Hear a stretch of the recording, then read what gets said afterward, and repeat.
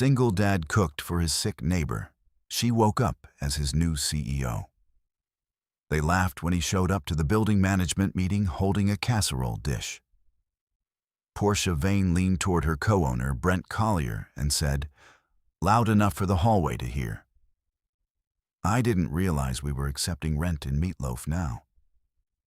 The Alderton Arms was the kind of building that had once been elegant and had never quite forgiven itself for aging out of it.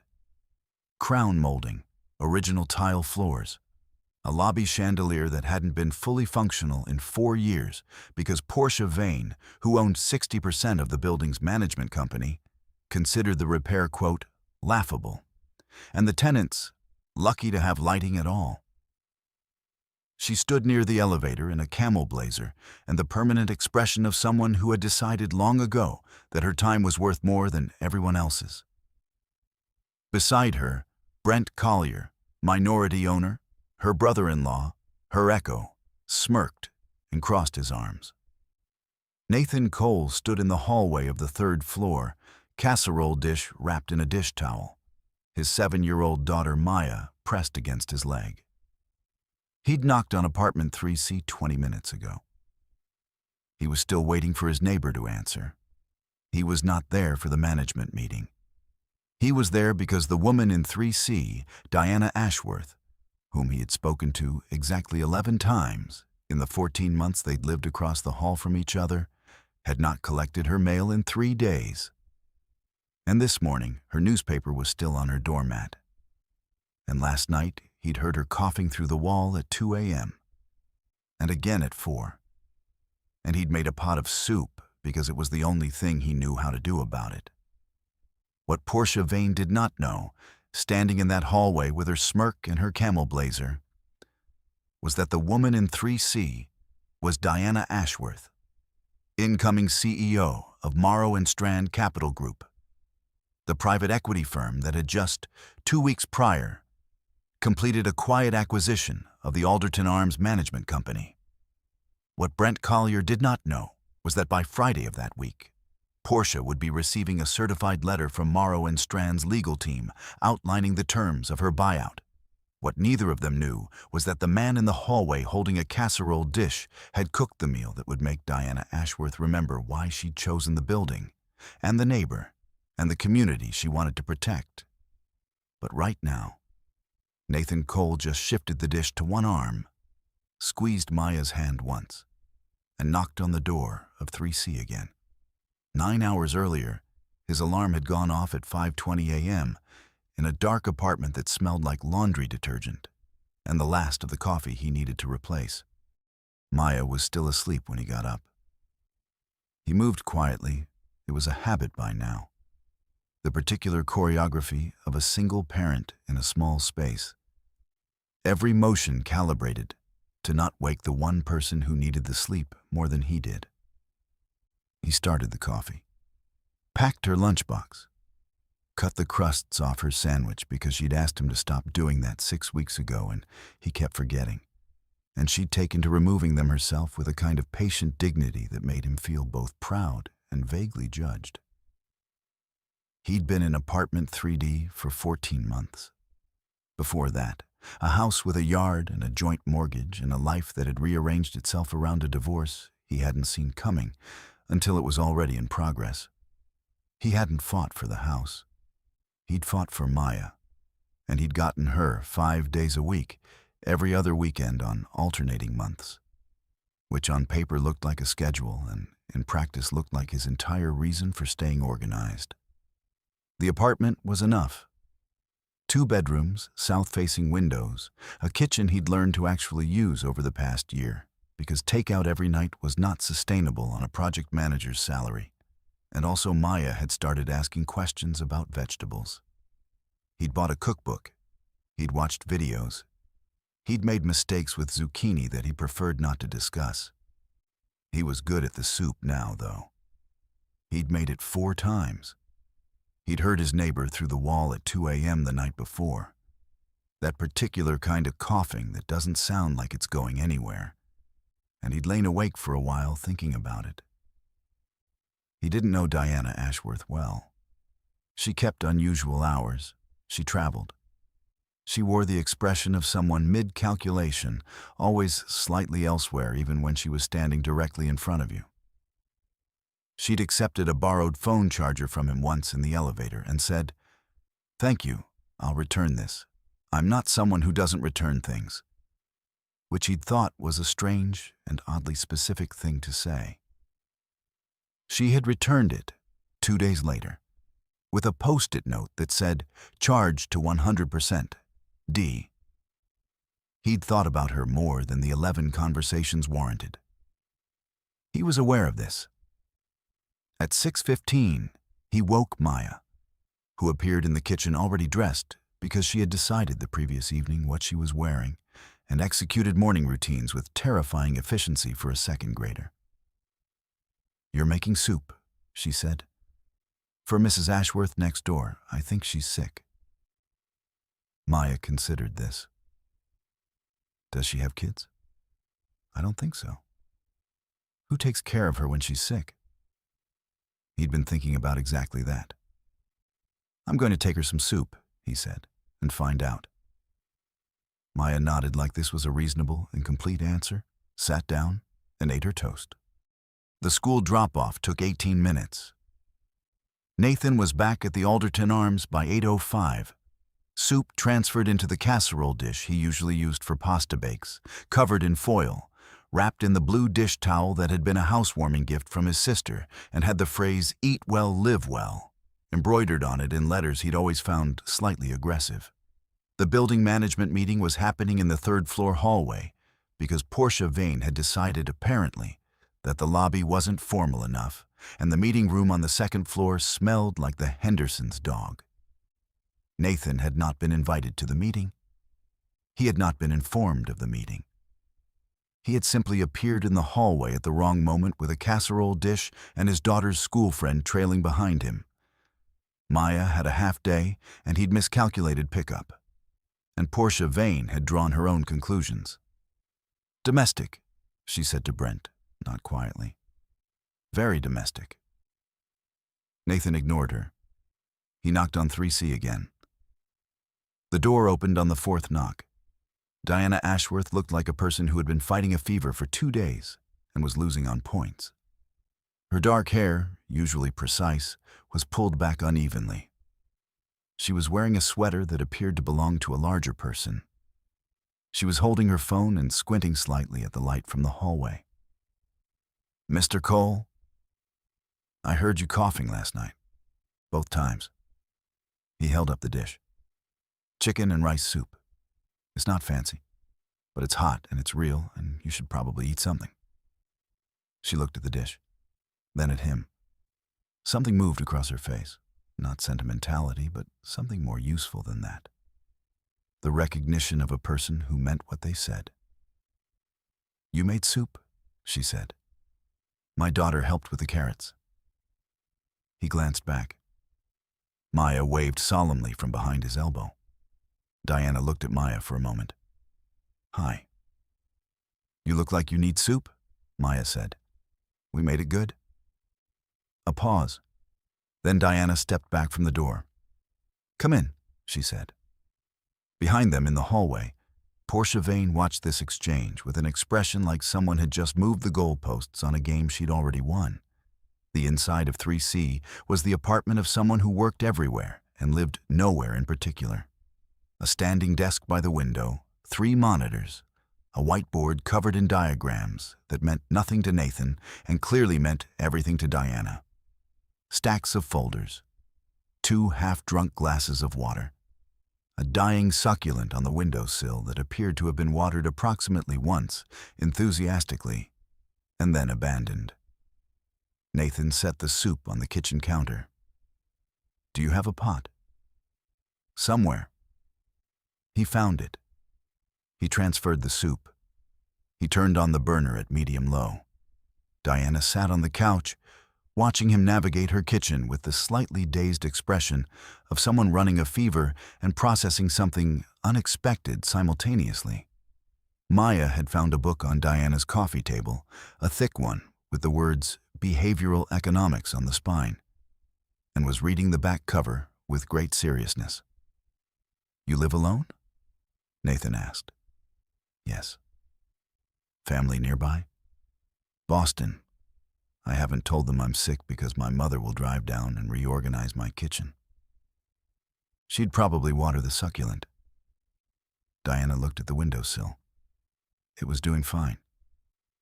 It absolutely was not. A pause. Something flickered at the corner of her mouth. I've been traveling. 3 weeks in Singapore, 2 in Chicago, 1 back here. She rubbed her eyes. I came home 4 days ago, and apparently my body had opinions about the pace. When did you last eat a full meal? I had crackers yesterday. Crackers. And half a protein bar. He looked at her. She looked back without apology. In the way of someone who has been called disciplined so many times, she's stopped questioning whether it's actually just avoidance. The soup will be ready in 10 minutes, he said. This was the part Portia Vane never knew about. The part that happened behind a closed door while she stood in the hallway running a meeting about parking allocation and maintenance response times. Diana ate the soup slowly. Maya sat in the armchair across the room and read the behavioral economics book upside down because she thought the diagrams were more interesting that way. Nathan sat on the edge of the coffee table, and they talked, first about nothing, then about things. The way conversations go when one person has a fever and nothing left to perform, and the other person has spent a year learning to be still. He told her about the divorce. Not all of it. The version that was true without being a wound. She told him about Singapore, about the acquisition she'd been finalizing for 8 months, about the fact that she'd taken the job at Morrow and Strand, partly because the role required someone who didn't have roots to accommodate. You picked this building, he said. It's close to the office. The apartment has south-facing windows. She paused.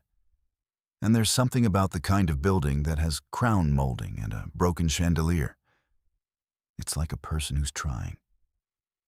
The chandelier's been broken for 4 years, he said. Management won't fix it. Her expression shifted. Something behind her eyes, the calculation, the elsewhere quality, returned. But it was pointed now. Precise. Who owns the management company? She said. He told her. Portia Vane, Brent Collier, the parking allocation meeting that had been scheduled without tenant notice, the maintenance requests that went unanswered for weeks, the lobby chandelier, the dog smell in the meeting room that was, in fact, just old carpet that needed replacing and had nothing to do with the Hendersons. Diana nodded slowly, set down her spoon. How long have you lived here? She asked. 14 months. And in that time, 3 maintenance requests outstanding.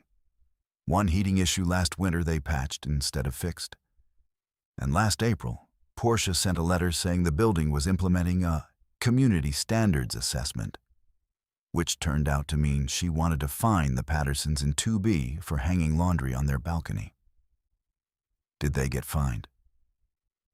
I wrote a 4-page letter to the building's parent company on the Pattersons' behalf, he said. The fine was rescinded. Diana looked at him. You wrote a 4-page letter, she repeated. I project manage infrastructure builds for a living. I know how to document things. She was quiet for a moment. Her phone buzzed on the cushion beside her. She glanced at it and turned it face down, which was, he would later understand, something she did almost never. The soup is very good, she said. My daughter picked the carrots. Maya looked up from the book. The diagrams in this book make more sense upside down, she announced. Whoever drew them should rotate them. Diana considered this with complete seriousness. That's actually a fair critique, she said. Nathan left at noon. Diana was asleep on the couch before he reached the stairwell. The good sleep, the heavy kind. The kind that meant the fever had decided to stop arguing. He collected Maya, left the remaining soup in her fridge with a post-it note that said, "Reheat at medium. Don't have crackers for dinner, N." In the lobby, Portia Vane was signing something at the front desk with the efficiency of a person who enjoys signing things.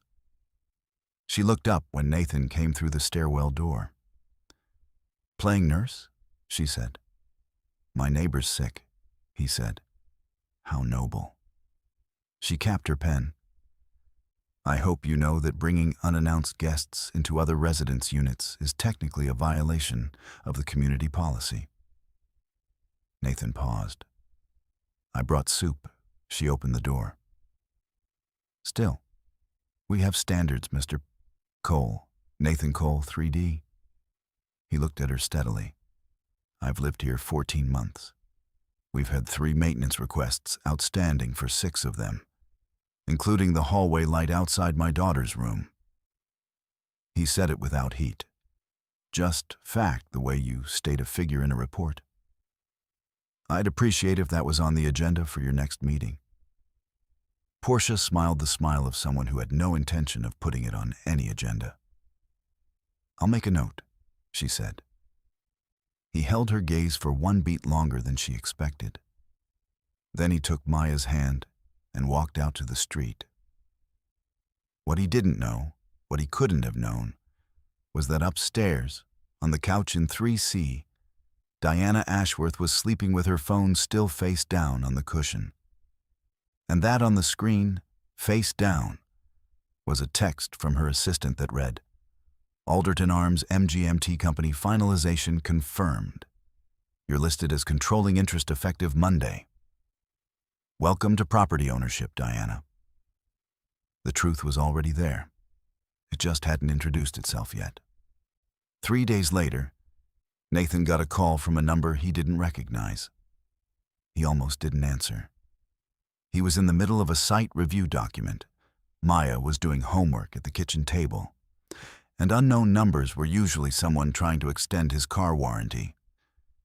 But he picked up on the 4th ring because he'd been vaguely, quietly thinking about the woman in 3C since Wednesday, and he was not above hoping. "Mr. Cole." Diana's voice. Still slightly rough at the edges, not fully recovered, but functional, purposeful. "It's Diana Ashworth, your neighbor." "I know your voice," he said. A brief pause. "Right. How's your daughter?" "Reading behavioral economics books upside down." "She sent me a correction," Diana said, "on the diagram critique. Through a post-it you slid under my door." She felt strongly. She was right, actually. The y-axis labeling was ambiguous. Another pause. "I have some information I should share with you. I'd rather do it in person if you have time." He looked at his document, looked at Maya, looked at the door. "I have time," he said. She was at his door in 7 minutes, no longer in the oversized sweater. Back in something that matched the precision he associated with her, dark blazer, sharp collar, posture that had fully recovered what the fever had temporarily dislodged. She was carrying the casserole dish, washed and dried. She handed it to him. "Thank you," she said, "for the soup and for the Patterson letter. I read it." He went still. "How did you read it?" "Because when I joined Morrow and Strand 8 months ago, one of the first things I did was review the complaint history on every property in our acquisition pipeline." She looked at him directly. "Your letter was the only tenant document in the Alderton Arms file that cited specific regulatory codes." He said nothing. "I took the job partly because I wanted to fix the portfolio," she said. "This building is on that list, has been since before I moved in." "You moved in as a tenant." "To understand what the problems actually were. Not from reports, from the inside." She paused. "The acquisition finalized Monday. I'm the controlling interest in the management company as of this week." The hallway was very quiet. Portia Vane doesn't know yet, he said. It wasn't a question. She will, by end of business Friday. Diana looked at him steadily. I want to make some changes, starting with the maintenance backlog. I'd like your documentation, the 3 outstanding requests, the heating patch from last winter, the Patterson correspondence, if you're willing. I have everything in a folder, he said, dated and logged. Something shifted in her expression. Not surprise, but the particular warmth of someone encountering exactly what they'd hoped for. Of course you do, she said. Maya appeared at Nathan's elbow and looked at Diana with the evaluative seriousness of a child taking inventory. Did the soup help? She asked. It did, Diana said.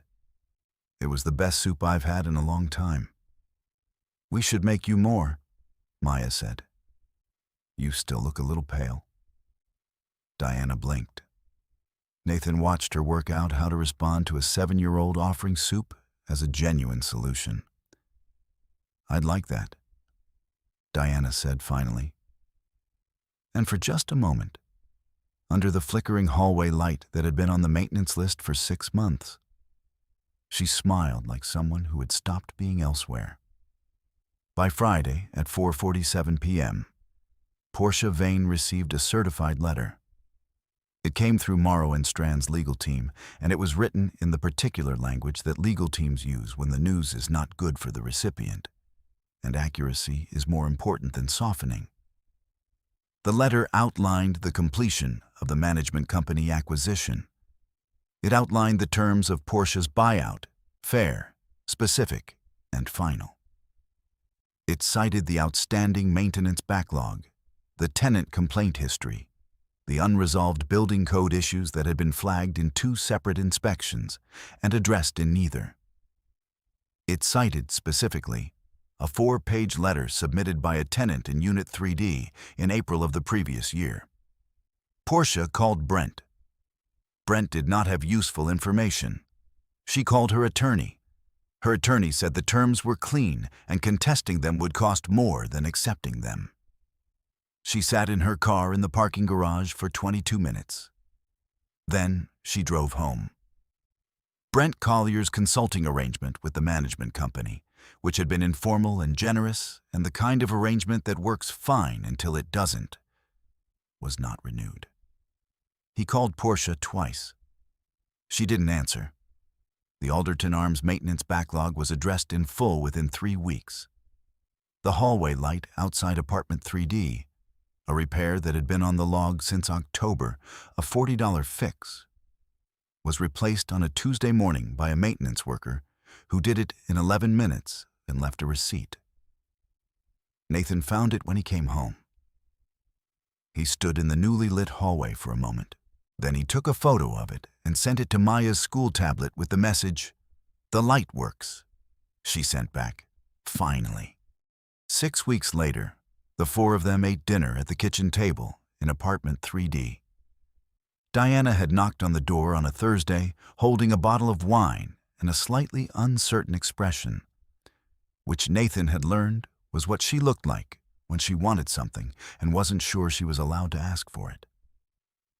He'd opened the door wider. She'd come in. Maya had immediately assigned her a chair and handed her a coloring book. Because some things are simply decided by 7-year-olds and the adults involved don't get a vote. Now the wine was open. The pasta was slightly overcooked because Nathan had been watching Maya explain the behavioral economics diagram correction to Diana, who was listening with the full attention she usually gave quarterly reviews. The succulent from 3C, rescued, repotted, looking cautiously optimistic, sat on the windowsill between their kitchens. Diana had brought it over after Maya told her it needed company. "You're going to fix the chandelier?" Maya asked mid-pasta. "It's on the schedule," Diana said. 4 weeks. We've been waiting 4 years. I know. I read the records. She glanced at Nathan. All of them. He topped off her wine. Maya looked between them with the expression of a child who has decided a thing and is giving the adults time to catch up. I told my teacher my dad's neighbor is his friend now, she said. She asked if she was a special friend, and I said probably. Maya, what? She asked. Diana looked at her wine glass. Her face was doing the thing it did now, that shift from elsewhere to here, quick and complete. She'd been doing it more often. He'd been noticing. Probably is a reasonable assessment, she said without looking up. Maya nodded, satisfied. That's what I told her. Outside, the evening traffic moved below the south-facing windows, and the light from the kitchen fell warm across the table. And the Alderton Arms, original tile, aging crown molding, newly functioning chandelier, held them all the way buildings hold people when someone finally decides to take care of them. It wasn't a perfect building. The carpet in the meeting room still needed replacing. Unit 2A had a window that stuck in the rain. But the lights worked, and dinner was hot. And for now, that was entirely enough.